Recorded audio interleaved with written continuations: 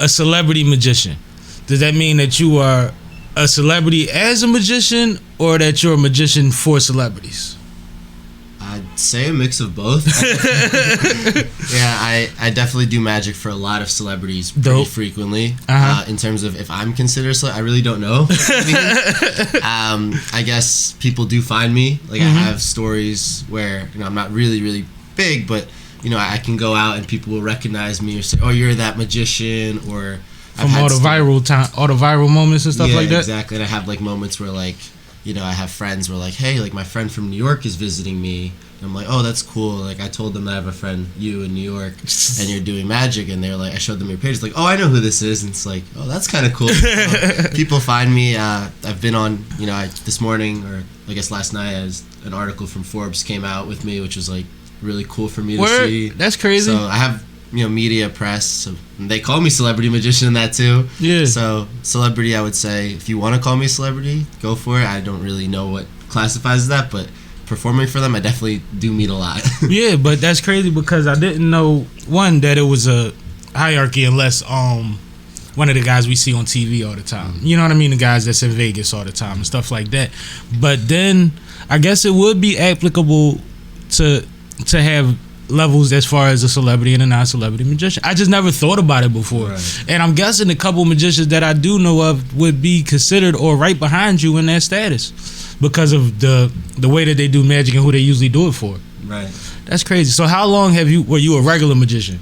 I've been a magician for 3 years now. I got into it 3 years ago, so around that time. And celebrity, I guess, would say within the last year is when it kind of picked up to that.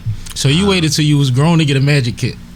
I never had a magic kit. Like, you know, most kids grow up and their stories are they saw a magician and that moment that they felt inspired them. You know, they couldn't get that moment out of their head and they grow up to become magicians, or they have magic kits and they love it so much they build from there. They take lessons or learn more. For me, I didn't have that. I come from a family of immigrants, so I was raised very differently than the American household. So I was born in the U.S., raised here, but growing up, it's not like, you know, we have like American food. We always have Russian food. I'm from Ukraine. The morals, the state, like everything, the way you're brought up is very different. And the parents don't.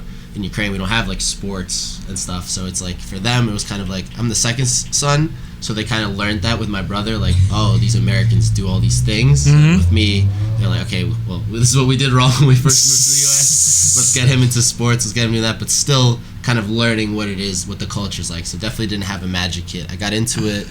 I was in Italy 3 years ago. I was in Milan. I was visiting a friend, and I had a deck of cards. Yeah, how'd you start magic? I was just in Italy. I was just in Milan, friends. Yeah, and I had a deck of cards. Not drinking, no. By the way, no one drinks on this podcast.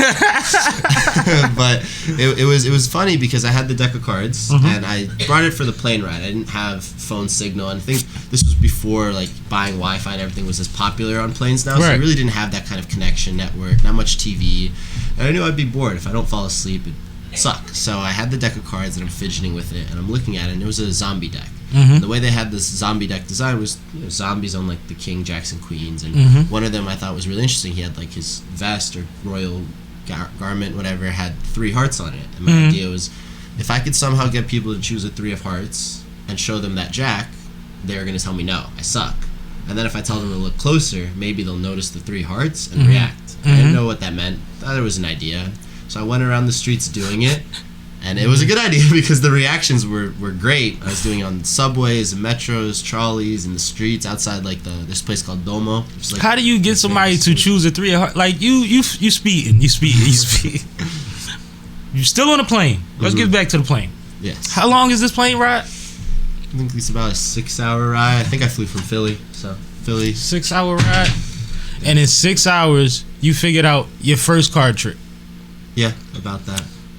Went to where your destination was and tried it, and it worked. Yeah, exactly. I mean, right. I don't remember what I would say specifically. I mean, the pattern, if I kept doing that trick, would definitely be much different now. Shorter, more rehearsed, better, but it was enough. I didn't even speak Italian, and they didn't speak English, so it was even funnier because I would go up to you. And you ain't had no camera? And no, I didn't think any of this. I had a friend. I'd talk to you, like tell him this, and he would translate. He would reply, and it'd be a 3-way combo going back and forth as I'm doing a card trick. But at the end, the reactions were there. Dope.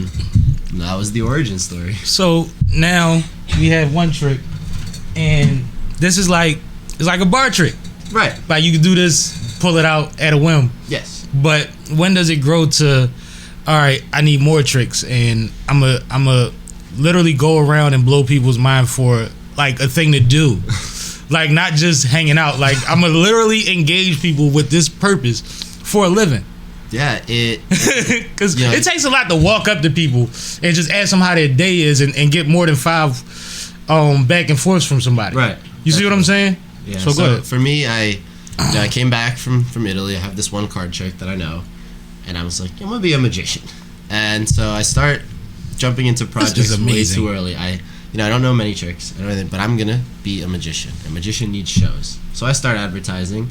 I'm available for bookings. I know one trick at the time, but I'm gonna post that I do bookings, and just to see if people bite. Mm-hmm. And someone books me. They're like, "Can you do an hour show for my kids?" Sure, I'll do it. No, you can't. I can't, but I'll figure it out. I will figure it out. I love taking any challenge, and like, that's one of the things that's been my magic journey the last few years. Is every challenge I've got, was never ready for it. So a lot of times I wasn't even close to being ready, but I took the challenge, took the project, and eventually ended up doing it. And so now I push big projects for myself and just go